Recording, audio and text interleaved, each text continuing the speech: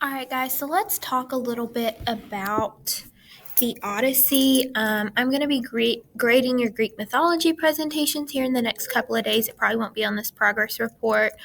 But the Odyssey, there's a lot going on, so it's really important that you watch these videos, you're getting on Google Meets, and you're asking questions when you're lost, because I don't want you guys to be confused, because like I said, there is a lot going on with the Odyssey.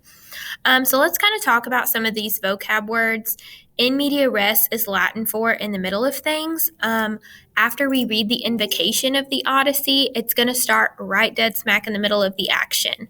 Hubris is excessive pride. This is going to be Odysseus's fatal flaw. Epic simile is a detailed comparison in the form of a simile that is many lines in length. An epithet is a brief descriptive phrase that points out traits associated with a particular person or thing, and that's something that you're going to be annotating for in the book as we read. So I want you guys to go and watch the video. If you go back to my other lecture that has all the links in it, you can see you can see this video right here. It's super helpful as you're reading. It gives you a little bit more background. Let's see. The annotation key, we're highlighting epithets in blue. So that's when they're describing people or people are describing themselves, and write who they're referring to. Underline main ideas and make notes in the margins, explaining why it's an important idea. For you guys, you can just click text when you annotate in the book, and highlight figurative language and explain what it is. Okay, so the invocation, I am making this as the assumption that you've already read, so we're just going to kind of go over what's going on. The invocation in this instance is Homer's prayer to the muse. So if you look in your books, the muses are one of 9 goddesses of the arts. So he is praying to the muse of epic poetry, which is what the Odyssey is. So the invocation is an introductory passage at the beginning of the epic in which the speaker asks the muse for inspiration. The invocation is essentially a prayer. He may also introduce the hero, set the scene, or serve other purposes. So I want you guys to think about and answer on your notes. Besides calling on the muse for inspiration, what purpose does this serve at the beginning of part 1? And what I want you guys to really notice is that besides calling on her for inspiration, the invocation introduces the epic hero, Odysseus, and briefly outlines the struggle he's going to face. So if you go read through the short invocation, it's going to kind of set the scene, talk about what Odysseus has gone through and who he is. Okay, so I want you guys to read the invocation, and then we're going to read Sailing Through Troy. Okay, so if you want to pause it, if you've already read it, just go ahead. If you haven't, pause my video now, go read invocation and Sailing Through Troy. So after the invocation begins, the story is in the middle of things. How is Odysseus' tale beginning with line 18 an example of a story starting in media res? What action is underway? So I want you guys to think about the story starts after he's already faced a lot of these struggles. So he's actually telling the story to someone else. We talked about what kind of plot this is at the beginning of the year. This means it's nonlinear. He's having a flashback and looking back and telling the King Alcinous what all has happened to him, including his run-ins with Sacones, the Lotus Eater, and the Cyclops. Okay? So let's talk a little bit about what constitutes an epic hero. A lot of what you guys will think of as epic heroes may be Percy Jackson is an epic hero. Hercules is an epic hero. So this is someone who's going to have superhuman or what appears to be superhuman capabilities. The warrior has a potential for greatness based on their attributes, such as their cunning, bravery, humility, wisdom, and virtue. So these are some of the other traits of epic heroes that we want to talk about. Epic heroes often show traits as to what their society, based on what their society values. The Greeks really, really valued bravery. So Odysseus is this epic hero. He was smart, he was brave, he was cunning.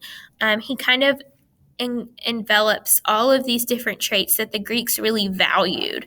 And you'll see a lot of that as we get to know Odysseus a little bit better. Okay. Epics are narratives that feature an epic hero who represents traits highly valued in the society, like I said. So I want you to go read lines 18 through 37. Pause this video right here. How can Odysseus be described, and what traits of an epic hero does he possess? He is an epic hero who can be described as cunning and prideful.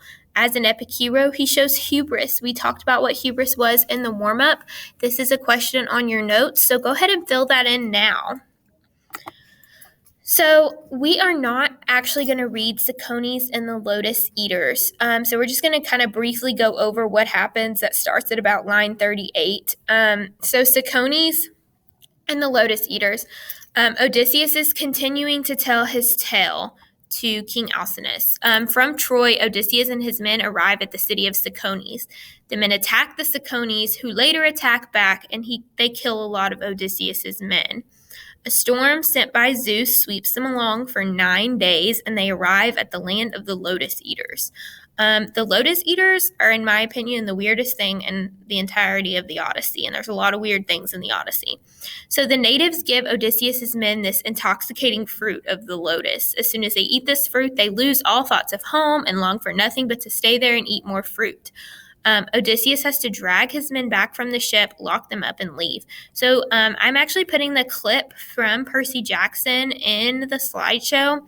You should definitely watch it. So the clip in the very first Percy Jackson movie, when they go and they're trapped in the casino and they can't get out because they keep feeding them the flowers, that's the Lotus Eaters. The lotuses are addicting. They're intoxicating. They give them kind of this high feeling, like they forgot what they even came there for. They're just here to feel good and have fun.